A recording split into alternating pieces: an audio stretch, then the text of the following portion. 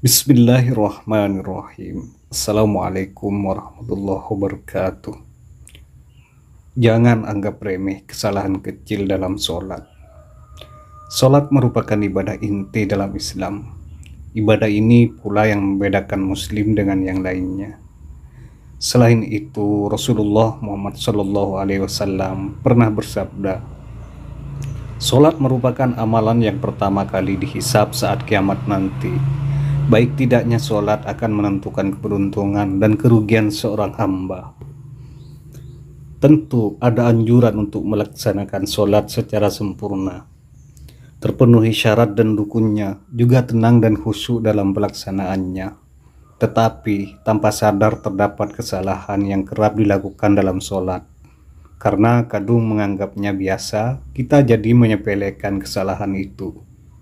Padahal kesalahan yang terjadi berpengaruh terhadap diterima tidaknya amalan tersebut. Tidak main-main, kesalahan kecil bisa membuat sholat tidak diterima. Secara umum, kesalahan dalam sholat terbagi menjadi dua. Kesalahan tersebut berkadar berat dan membatalkan sholat, serta kesalahan ringan yang tidak sampai membuat sholat batal. Meski ringan, kesalahan tetap berdampak pada keutamaan sholat. Sesepele apapun kesalahan bisa mengurangi kesempurnaan sholat. Yang pertama, tak menggerakkan lisan. Ada sejumlah kesalahan ringan yang tidak kita sadari ketika sholat. Kita mungkin sering melakukannya. Kesalahan pertama, tidak menggerakkan lisan ketika takbir maupun membaca ayat Al-Quran maupun zikir-zikir lainnya dalam sholat. Merasa melafalkannya dalam hati sudah cukup. Padahal mayoritas ulama mensyaratkan menggerakkan lisan saat membaca bacaan dalam sholat. Tujuannya, orang yang sholat bisa mendengar sendiri apa yang dibacanya. Kesalahan kedua, mengangkat pandangan ke langit atau melihat ke arah selain tempat sujud. Pandangan ini bisa membuat lupa dan tidak fokus. Padahal seseorang yang sholat diperintahkan untuk memandang tempat sujud, kecuali ketika duduk tasyahud, pandangan diarahkan ke ujung telunjuk.